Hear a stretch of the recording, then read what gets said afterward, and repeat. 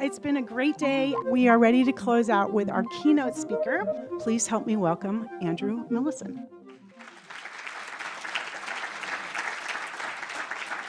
Well, first, this is about the best fed and drunk I've ever been at a event here. I speak at a lot of events, so thank you so much, and great food. And it's a real honor to come and speak to all of these regenerative land managers. And when I think of the collective land that is being stewarded by the people in this room and all the effort that goes into that, it's just really impressive. So I'm just really honored to be able to speak to all of you today.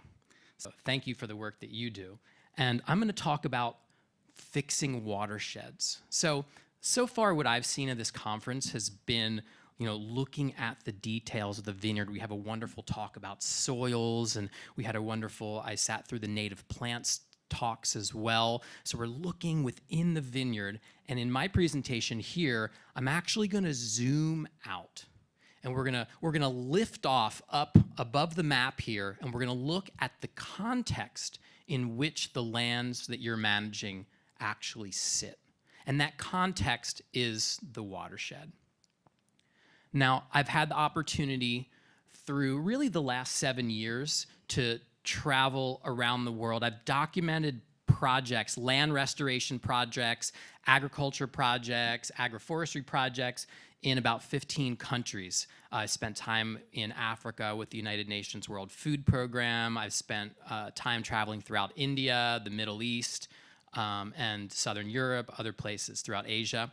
And I've seen a lot of the patterning that is happening. How are people addressing environmental issues, ecological degradation?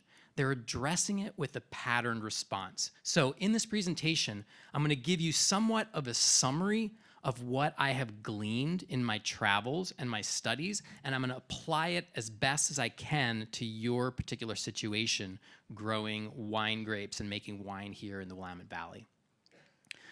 So it all starts with the watershed. Now, you may actually be familiar with a picture like this, maybe from 6th grade, or maybe it came back to you in college, right?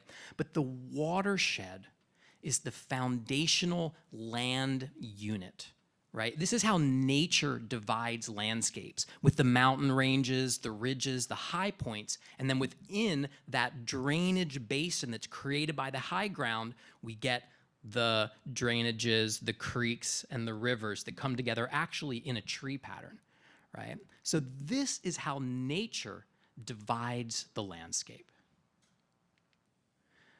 But humans have a different idea, right? And we tend to divide the landscape in a completely different pattern, which is a grid that we superimpose over the landscape. So this here, actually, this is quiz number 1. I'm only asking this because this could possibly be a group of people that someone knows the answer. Does anybody recognize what confluence of creeks or rivers this is right here in the Willamette Valley?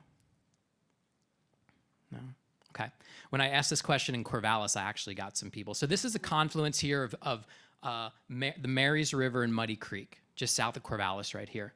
And you can see that I highlighted in red, you can see the roadways, the fence lines, the property divisions that create human land management units, okay? But beneath that pattern, you can see this other pattern, right? You can see the branching drainage patterns. Now, I would say that this is a dysfunctional situation, because if someone does something upstream from you that impacts the watershed, they clear cut the hill above you, they do poor land management above you, they're spraying herbicides and you have an organic vineyard and that material is washing down, right? There's no laws against that.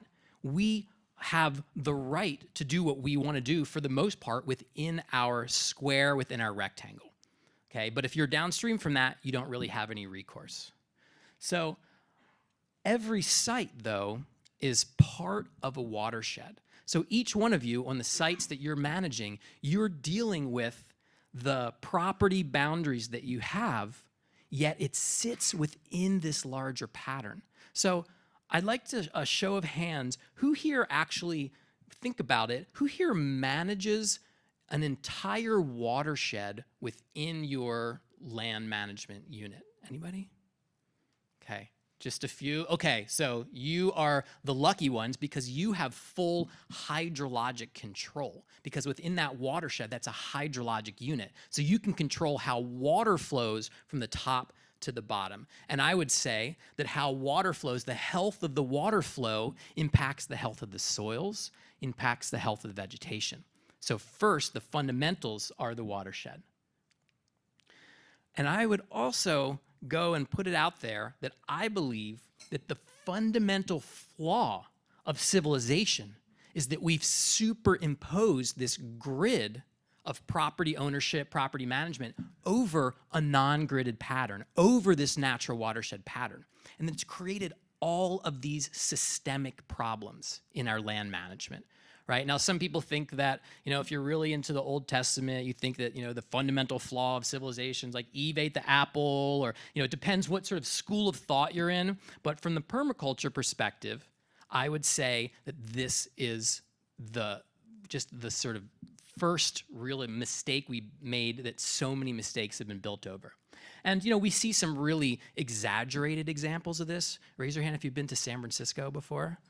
Okay, the cable cars, these steep roads. I mean, San Francisco is this hilly city. And when we look at the grid superimposed over this topography, it actually seems kind of absurd, right? Because the roadways become the new drainages. Now, instead of water flowing down whatever the natural pattern was, sewer systems, storm drain systems, as quickly as possible, exit water out of the system.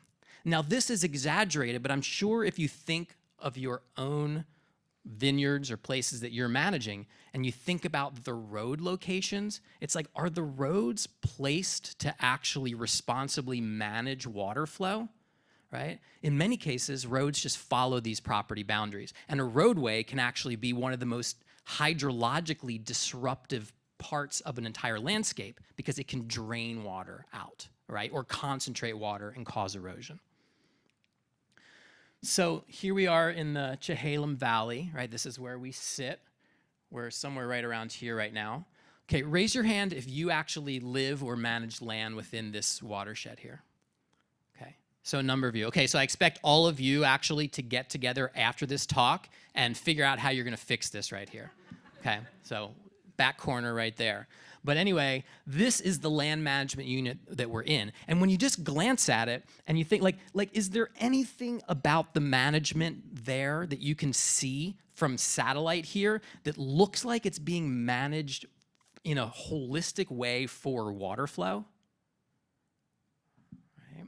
There's not much going on there. I mean, we have agricultural squares, we have kind of patchy forested areas at the top, and then at the bottom we have the urban area that borders the river here, right? But this is the case in so many places that have not thought through, have not been developed from the start on the patterning of water flow, right? And so I'm gonna take you on a little bit of a journey of some of the places that I've seen around the world that actually are managing landscape and developing their systems based on the water flow, because it gives us this little bit of a vision of where we could go in the future, and maybe some of you will have choices that you can make in your own projects that will help. Now, a little bit of history, because I'm not just making this up. I didn't come up with this. Even in U.S. history here, this is John Wesley Powell. Now, Ulysses S. Grant actually tasked Powell when the United States was colonizing the arid West. Ulysses Grant sent Powell and said, go travel across the West and come back and tell me, like, how are we going to colonize and manage and subdivide the West, right? And so Powell went. Anybody here been to Lake Powell? Right, it's named after John Wesley Powell. He's the first Anglo person to actually raft down the Grand Canyon, and really wild character. So he actually proposed this, what he called watershed democracy, that we divide the states, we create the state boundaries of the United States on watershed boundaries, because he saw the potential for conflict over water. He's like, this is a huge arid area. If you just superimpose a grid over this, you're gonna have problems. You're going to have conflict over water. You're going to have dysfunctional hydrologic system. And he also proposed that within each one of these states, all of the counties were sub-watershed basins. So your immediate political unit, your county, and then your state, when you made decisions at that level, governance decisions, you're also simultaneously making watershed governance decisions, right? So Powell had this great idea. He drew this great map. And, back then, it wasn't very easy to get all the way back from the Western United States to Washington, D.C. It took like a couple years, I believe, for him to get back. And by the time he got back, Grant had actually died. And the railroad industry was like, no way, we're not dividing on watersheds. We're putting the grid down because we want to commodify the landscape so we could easily buy and sell and trade equal parts, right? But of course, they're not equal parts. So that didn't happen, right? And yeah, that worked out pretty well, huh? Right? I mean, anybody know the situation of the Colorado River? Okay, I mean, look here how the watershed here is bisected. I mean, the four corners, this is the epitome of not following the watershed lines. And you have some states that are senior users, they get first right. And when they actually divided the waters of the Colorado between the states, they picked a particularly wet period in history, which we've never had that same rainfall period again. So they basically over-allocated the river. And then you have first users, second users. And this is a macrocosm for, I'm sure some of the people in this room are senior or junior. How many people here actually have water rights, but you are a junior water rights user? Okay, a few of you. Okay, now raise your hand if you are a senior water rights user. Okay, I'm not trying to pit anybody against each other, but the senior water right users here are going to, weather potentially the low snowpack that we have here. Okay, raise your hand if you're a little bit nervous about how water is going to go this summer in your vineyard, right? Yeah, I mean, I think this gentleman told me maybe Oregon's at like somewhere around 15% of normal snowpack right now. So that translates to water available in stream systems. So this is really hard to address when we have this fragmented system. And if we were actually governing on a watershed level, then we would be able to make much more efficient, logical decisions because we were, that was the basis of our governance pattern, right? And it's not just the United States. It's almost every country. This here is India.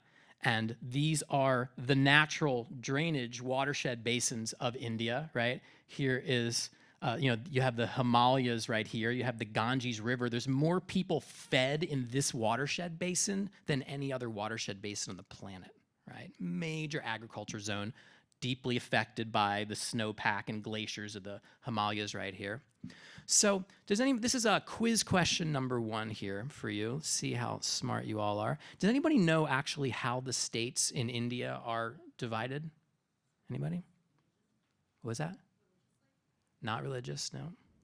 Linguistic, yeah. They're actually linguistically divided, right? Every single state's a different language. But we're going to look here at a project that I visited in the state of Maharashtra, which has Mumbai there on the coast, and it's a huge state. There's like 130 million people that live in this state. Massive agriculture state, but as you may know, India gets the monsoons. So they have like an opposite weather pattern to us. When we're dry during the summer here, they get about 3 months of rain, and then when we're wet, about 9 months where we get rainfall, they're completely dry. So totally different situation where they have to collect the rain. And if they don't catch the rain when it comes, then aquifers dry up. It's a very fast process, right? So there is a group there. There's a foundation called the Pani Foundation. Pani actually means water in Hindi. And it is a contest.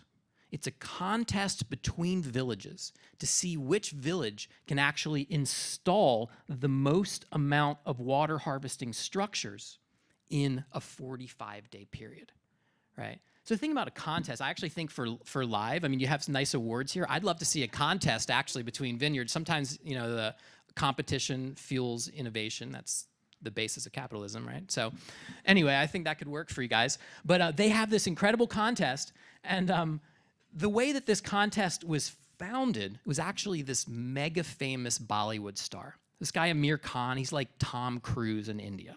Super famous. He's been leading man in so many movies. And the reason I put this particular movie poster up is if anybody here wants to get into watching Bollywood movies, this would be the first one that you'd want to see, I believe, Lagan. So just write that down or take a picture right there. It's a really good movie. And you'd get an introduction to Amir Khan. But Amir Khan basically was this mega famous, mega rich star who realized this water situation that's happening. You know, you have people, if you have the rains fail, then you literally have people leaving their villages, moving to the big city to live in slums in Mumbai, going over to become migratory laborers, right, for low wages. Okay, so you would have the seasonal collapse of these villages. And so the idea was, well, if you could actually soak the water into the ground and build a subsurface water table, then people could, first off, they could withstand drought because they have a reservoir of water underground. Second off, they can actually grow a second crop by pumping water from the ground during the dry season, literally doubling their income. So they started this contest, and in a 4-year period, they had 8,000 villages enter this contest. Now, of course, the fact that Amir Khan, this mega famous star, is the one that was putting forth the contest, you know, it didn't hurt because everybody knows him. But when you think about the average Indian village, you've got about 2,000 people in the village. So 2,000 times 8,000, we're talking about 16 million people that participated in this contest, right? All the numbers get big when you start talking about population in India. And you can see here, this is what these structures look like. Right? So they're putting water catchment structures, swales and ponds and infiltration basins up on the plateaus, down in the valleys, on a watershed scale. And then within one season, after putting these structures in, the rains come, soaks in, and they literally are restoring their water table in one season. Right? Now they have the climate to do that. Of course, we get a lot of rainfall here too. So, you know, there's a lot of habitat restoration happening at the same time, taking degraded soils, putting the water in the ground, growing native plants, like a lot of the ones, you know, the types of plants that we saw in that earlier presentation. And then, of course, there's groundwater recharge. So when you're soaking in the water in these upper parts of the watershed, the water soaks in, it goes underground, it starts moving underground, and then when you get to the valley bottoms, you actually get the water table coming back up. Now, the interesting thing in India is because it's a fairly non-mechanized society in relation to ours, the wells are all hand dug. So these large openings, so you can see the water table, like in a well like this. You can just look down and you can see the water table. So people can really monitor the water table as they irrigate their crops there.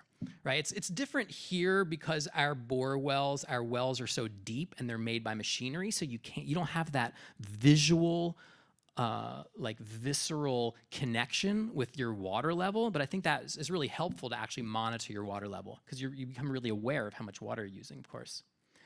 And then economic revitalization. So when you're recharging the aquifer, suddenly you have groundwater for 2 crops. I mean, people are literally doubling their income. You know, they're buying more cattle, they're building new houses, they're sending their kids to school. It has a really distinct economic effect, right? So every single village suddenly understands their watershed. This was the center of a village here that I visited, and this was a mural in the center here. So this is right in the middle of the village, and here's their watershed basin, and then here are all of the structures that they installed to slow down the water in their entire watershed. So everyone from the oldest grandmother to the youngest kids running around understand their place in the hydrologic cycle, right? And the fact is that the village boundaries are also the watershed boundaries, right? So these are these old village locations. One of these villages, basically they had this giant banyan tree, it almost covered 2 acres, right? It's this old tree. And I was like, how old is this village? They're like, well, we have no idea how old this village is, right? we have some documentation in some texts, some old ancient texts that 600 years ago they talked about this banyan tree. So we know, but other than that, so these villages are thousands of years old, which means that they were established and the village boundaries were established before people had come up with like the grid of property ownership, right? So the political units of these villages, when they decide to restore their watersheds, then, to restore the village commons, they're restoring the whole watershed. And so I'm showing you this to point out that there are places in the world where we never made the fundamental mistake of superimposing that grid over the watershed pattern, right? And so we can really learn from how they're fixing their watersheds. Okay, and if you're interested, I visited about 6 of these villages, 6 of the 8,000 villages. Well, okay, I said 8,000 villages participated in the contest. 1,000 of those villages completely fixed their entire watersheds and their entire water systems, right? But I got to visit 6 of those. So if you're interested in like actually seeing some of the dynamics of how they do, we get pretty technical in the videos. You could check out any of those videos there. But a little bit closer to home now, we go to Hawaii, right? Now, Hawaii, they have a system. The traditional system is called the ahupua'a. And now the ahupua'a is a watershed-based land tenure, land management system that goes from the top of the mountain all the way to the ocean. So the native Hawaiian people, prior to the overthrow of their kingdom, they were managing land from the mountain into the sea as the land management unit. And because of that, there was a deep sense of responsibility, right? They call it kuleana. Responsibility. Each farmer was responsible for the quality of water of the farmer down below, because they're taking water from the central creek of the ahupua'a, of the watershed, and each farmer, they're bringing it in to grow their taro, right? Their lo'i, they call it. And then they need to put that water back into the central stream to be extracted by another farmer downstream. And that water has to be free of sediments, right? It has to be moving at a speed that it can be managed, right? And so if the waters come into your part of the system, and it's not in a good condition, then you're going up to the farmer up above you and you're saying, hey, you're not fulfilling your responsibility of returning the water back into the system as clean and or better than when you got it, right? So this is a good example for us. I mean, you might want to think for yourself. You're like, if you're using water, how are you, what condition are you returning water back in to the stream, back into the groundwater for downstream users? Now, this particular group, I would say, is going to be very much on the responsible side because you're concerned about the quality of your soil, not putting a bunch of chemicals, which is a very obvious degradation for downstream users. But the magic of this system, in my opinion, is that the culture itself is built around the responsible extraction and return of that water as a whole watershed unit. And so the particular watershed we looked at here, you can see this here, shoot it on this side there. That is the watershed that this group is working on that I went and documented from. And it's kind of a funny story. I mean, it's not that funny, it's actually a little bit sad, but it's interesting that there's no land given to native Hawaiian people, right? Like in the United States, you think, oh, there's reservations where Native American people have been given a piece of land that is under somewhat, semi-autonomous management. Whatever you think of that, in Hawaii, that doesn't exist. So this group of natives who had felt disenfranchised from their land, they basically went and camped out on the beach. And they were just like, we don't have anywhere to go. We're camping out. And they created this encampment. And they didn't leave. It was like a year and a half. Right? And there was all this, they'd get arrested. Everybody would just kind of go back there. And finally, the state of Hawaii came to them. They're like, please, like, what can we do? Can we give you some land? Like up out of the way up in the mountains? Can we just like give you some land up there and will you get off the beach and stop, bothering the tourists, basically? And they're like, okay, fine. So the state of Hawaii, finally they gave them a piece of land right at the base of the mountains. On a tropical island, like the whole watershed thing is just really compressed because you've got the mountains, you've got the ocean, like here we've got the Cascades, we've got the Coast Range and all of this, the Willamette Valley, and there's all this space for it to flow, but there it's just like mountains to sea, right? So they gave them this land at the base of this system here, right around there, and they began to restore the traditional ahupua'a. So they didn't have to make up the design. Basically, the design was sitting there just underneath the surface of the exotic invasive forest, right? Hawaii is like one of the most, has the most invasive species of anywhere in the world. It's something like 99.6% invasive species. Like the native ecosystem has just been decimated by outcompeting species.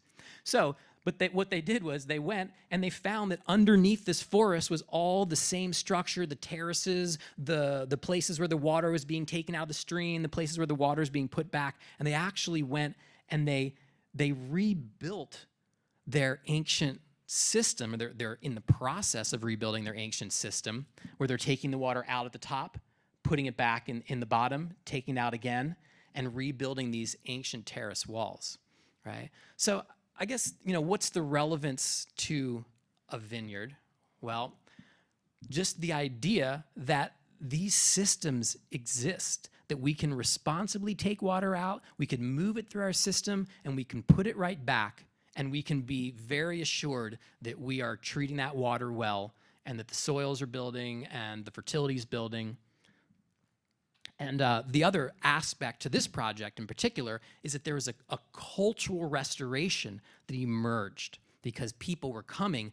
Every month they have about 400 people come and actually do a giant work project where they have traditional wall builders and they're rebuilding those structures together. So they get the youth, they get older people, and everybody's learning how to restore their watershed together, right? So where are the opportunities for community involvement in your land management projects? I'd invite you to think about that. And then, of course, anytime you're doing ecological restoration, anytime you're restoring the water table, anytime you're improving crop production because of your ecological practices, then you're creating economic restoration, right? That seems to be the result. Right? And ideally, all of your good land practices are creating greater economic impacts in your place, right? So we made 2 videos about this project here. The second one here, How Hawaiian Rebels Are Rebuilding an Ancient Food Paradise. This one's actually a fundraising video. I created a philanthropic organization called the Earth Repair Fund, where people are crowdfunding and giving money directly to those projects on the ground. So if you're like, wow, that's really cool, you should actually go and you could donate money directly to that watershed restoration project there in Hawaii. Yeah. So we're going to jump over now from Hawaii. We're going to jump over to the Sahel region in Africa. And I'm going to tell you a little bit about what I've seen there. Now, the Sahara Desert, right? It's the largest desert on the planet. It's actually not the driest desert on the planet. This is quiz question number 2 here. Okay, who here knows what desert is drier than the Sahara Desert? The Atacama Desert. All right, great. What's your name? So is that? Sterling. Okay, Sterling gets a special golden star after this here. Very good trivia. The golden squirrel, yeah. We have a smaller golden squirrel, for the trivia questions because we have more than one of them, right? So the Sahara Desert has been expanding over the last century, right? Partly because of the really intense droughts kicked it off in the 80s, and then you've had over-extraction of resources, over-grazing, over-cutting. So about every 10 years, the Sahara Desert has expanded by about 1%. So over a century, you've got a 10% expansion of the desert, and that equals about the land area of Texas, right? So who here, raise your hand if you've driven across Texas before, right? I mean, it takes 2 full days to get across Texas. I mean, we're talking about a huge area of land that has gone from desert, from, more like woodland, right, to desert, okay? So I went and I got to travel there with the United Nations World Food Program to see, like, how are people actually restoring degraded landscapes in some of the harshest conditions in the world?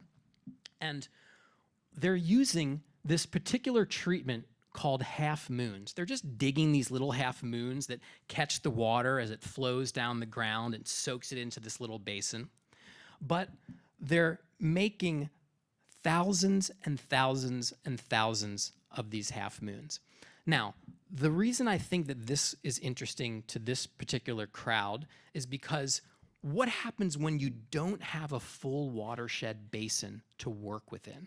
Right, which many of you, it seems like only a few of you actually have a full watershed basin. You have to think about modular design, right? Now, this is the one part of my presentation, I think, where I'm showing you the type of grid that you might see in a vineyard, right? And I want to take a step back for a minute and say, it's interesting to me that wine grape cultivation is very linear and grid-based, in part because of the trellising, right? So some of what I'm asking you to do and hoping to get to is like reimagining that a little bit, right? Like, are vineyards really stuck in the grid, or are there other alternatives where the same cultivation system can be placed in the watershed context? So this is one example of how you're seeing modular design that can be spread over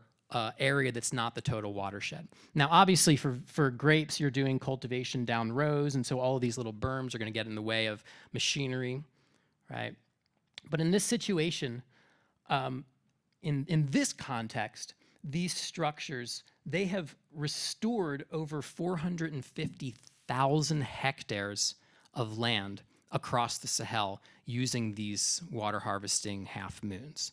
It's really one of the most largest scale land restoration projects, where areas that are like compacted desert, almost like concrete, are in a very short order turned into water soaking revegetated areas. Right? And then they're planting trees in there, they're planting grasses, and suddenly you have grazing animals come in, they're planting sorghum, and suddenly you start to trigger this ecological succession, right? And it seems like some of you, in parts of your farms, and Live has a certain percentage, there's a certain percentage of area that you're then moving into this biodiverse ecological, and triggering ecological succession. But here they're doing it over a very vast landscape. Right, and this is an example here. Here's a drawing I did that shows one of these systems. It's a silvopastoral system, how they're getting trees in place. So they'll plant a tree in there. They've got grasses in here, and they dig these other little pits. They have other plants growing on the berms, and they're going from an area that has no vegetative coverage to, hopefully 100% vegetative coverage. Right, and it's an interesting to think about some of the images I've seen of the vineyard rows here, where how do you get actually vegetative coverage in between those grapevine rows, right? And so there's a lot of different systems for that we talked about today. And eventually, those systems, they end up becoming long-term perennial ecosystems, biodiverse perennial ecosystems. In this case of this place here, I visited in southern Niger, this large scale, it's a 10-year-old site. They literally went from, like I said, bare concrete type soil conditions to having monkeys come back, native monkeys returning to the system in a decade, right? So when I see something like that, I have hope for this whole big picture, because we have so much degraded landscapes on the planet. If we can actually trigger these into this ecological succession and trigger these systems where we're getting the water in the ground, soils are naturally building because, organic materials depositing in these water catchment structures. We get grasses, we get trees, and then it just kicks off. The birds bring in more plants. I'm sure that all of you have volunteer plants in your own systems that are brought in by the birds, right? So, how do you actually intentionally trigger that whole effect, right? And then the nutrition effects, the actual effects on people, just to kind of give you a sense, in Niger alone, about 500,000 people got off of long-term food assistance because these perennial systems were put into place, right? In the dry season, the camels, the goats could come in and eat the thorny, woody material. In the wet season, you've got grasses for grazing, and you change the whole microclimate, really. I've heard a little bit of talk about climate change, extreme heat, right? Hedgerows. It's like, how are we going to moderate the microclimates? So the projects that they've done have actually been at such a scale that they have cooled the surrounding areas and, increased the aquifers over large areas, right? I've done about 5 videos from my trips there. So if you're interested in that, I would suggest you jump in and watch those here. So I've told you a few things here. And now for this last part of the talk, I want to talk about how does this apply to where we live, right? Like we're stuck with the grid. That's how things were given to us here. But this is beautiful Corvallis. But in the Western application, right, we have this thing called keyline design. Raise your hand if you've heard of keyline design. Okay, a few people out there. Keyline design was developed in Australia, and it's a system of farming that actually works with the shape of the land, the geomorphology of the land. And so keyline design here, we can see rows, right? So we can see cultivation rows. We can see more normal cultivation patterns that we can imagine using in our systems. But the whole system, it has this geomorphic design. This is actually my favorite word in the English language. It's a geomorphic, right? Conforming to the shape of the land. Right? And I saw at least one picture in one of these presentations of a vineyard that was conforming to the shape of the land. So how many people have curvilinear vineyard rows on your farm? Anybody? Okay.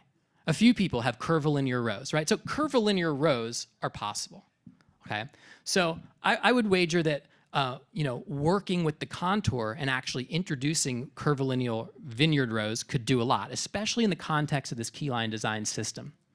So, water management is the bones of a permaculture system. So in this system, this is actually a Viola farm, New Forest Farms in Viola, Wisconsin. So in this system, you can see these rows. These are these agroforestry rows. I mean, these could even be vineyards for all I know, right? And basically what this layout is doing, this is the drainage, the bottom of the valley going through here, and the orientation of these rows are making it so when you have a heavy rainfall, when you actually have sheet flow going across this landscape, these rows are oriented in a way where they're actually drifting water from the valley part of the landscape out towards the ridges, right? So the system, it's a pattern system of row orientation that actually moves water from the low part of the landscape, the valley, out towards the ridges, causing a more even hydration, total hydration in the landscape, water distribution, right? And we could talk about the keyline system probably for about 2 hours right now. So I'm not gonna, we can't go into the total mechanics of it, but this is a way that actually the system of vineyards and vineyard rows could adapt to the shape of the land, right? But even that farm, this is the same farm we're looking at right here. Even that farm is still confined within the grid. So you can take your gridded piece of land, right, which you're all probably within, and you can actually put this pattern within that grid, and then within your property boundaries, you have integrated your farming system in with the shape of the land and the hydrology, water flow, the ways soils are distributed. Here's another example of that. This is Mexico, just another way you can see it here. So this is actually the valley form, and this is the ridge form, right? And then the road here, this road is pitched. So when water comes and hits this road, the road is subtly moving water out to the ridge form for more even water infiltration across the landscape. And then these rows are all doing the same thing, only when you actually have water moving across the surface of this landscape. Okay, so even the road placement in farms can actually be water management structure, right? Roads, in my opinion of landscape scale design, roads can be the most destructive part of a landscape that washes water out of the system or that concentrates water and causes erosion. But roads can also be this really integrated feature that enables water distribution and soaking across the landscape. And I think that's probably relevant for, when I go around the world and I look at all different people's projects, the number one thing that people are missing is road design that works with water flow, that works in a beneficial way with water flow, right? And then, of course, we've got the beavers, right? Landscape scale water, soaking water, hydrologic restoration, right? So I'm sure that some people in your farm have seen like beaver analogs, some structures where you're actually trying to mimic the beavers, right? So we have this element that can show us how to responsibly use and soak water onto our farms, right? And that goes along with restoring riparian corridors, right? And how many people, raise your hand if you have a riparian area that runs through your farm? Yeah. So there's lots of guidance from the NRCS and, about vegetative buffers along and biodiversity within those riparian corridors, right? So that's another way that even within a square that is not part of, that's not integrated in the whole watershed, restoring that riparian area, you're just hitting it right there at the key piece, the key most biodiverse piece of the system, right? And then, for our region, right? I mean, this is a whole 2-hour talk, but we have to address the grid nature of industrial monoculture forestry, right? Because if you're downstream from the wrong square here, and you get a clear cut, and then you get a few years of herbicide spraying, and all that's coming right down into your system right here. So I would just say that, from everything I said about the grid, the grid-based nature of industrial monoculture forestry is like a broken part of our regional ecological system. And I think that needs to be addressed if we're gonna fix the watersheds. How many people here, your property, you could say right now, is downstream from industrial forestry, right? Anybody? Okay, downhill, yeah, a little bit, right? So that's gonna impact you because that's gonna be clear cut on rotations, everything like that. And then this is a lot of what we saw in some of these other slideshows, this rotational grazing, agroforestry. Can you integrate animals into your perennial crops, your vines, and growing wood? Can we grow our wood in a way that is not the clear-cut system, right? So this is another aspect to, I think, fixing our region and a lot of the things that we've heard about today in the other presentations. And then, of course, once we get into, this is an urban example, which is just, green stormwater infrastructure. But everybody here is going to have, you're going to have structures, you're going to have physical structures on your vineyards, and you're going to have roadways. And so we can look at a lot of this green infrastructure, and we can actually retrofit vineyards and home sites and everything by just putting in water retention basins. The cumulative effect of many of these is very great. We see tons of these in Portland, right? And then ultimately, when you only have that grid to work within, well, then you just maximize vegetation, biodiversity, water retention within your little square, whatever it is that you're working with, right? So this is my 1/3 of an acre house here in Corvallis, Oregon, right? And no water leaves my property, basically. I disconnected the downspouts, and it's just like lots and lots of very spongy, thick soil, lots of plants. It all soaks in, recharges the groundwater table. So for a lot of us, our only option is actually to go with modular design, right? Okay, so here are my takeaway messages here.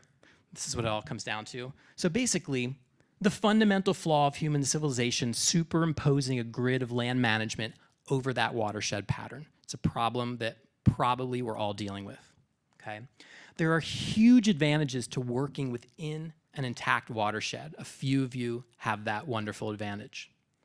There are strategies to working within fragmented watersheds, right? Things like keyline design, where we actually can adapt our farm system within that grid to the water flow.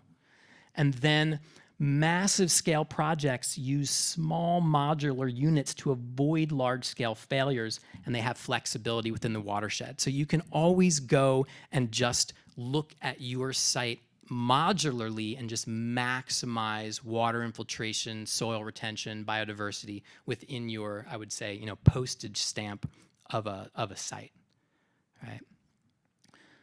So if you want to learn more, that is my YouTube channel right there. It's just Andrew Millison, and you can see, I just gave you a bunch of examples if you're interested in like seeing more videos there. And of course, Oregon State University, we have permaculture design courses. And then the Earth Repair Fund is my organization that's actually bringing funding directly to some of these land restoration projects. So thank you very much. Well, thank you so much, Andrew. I appreciate everything you do.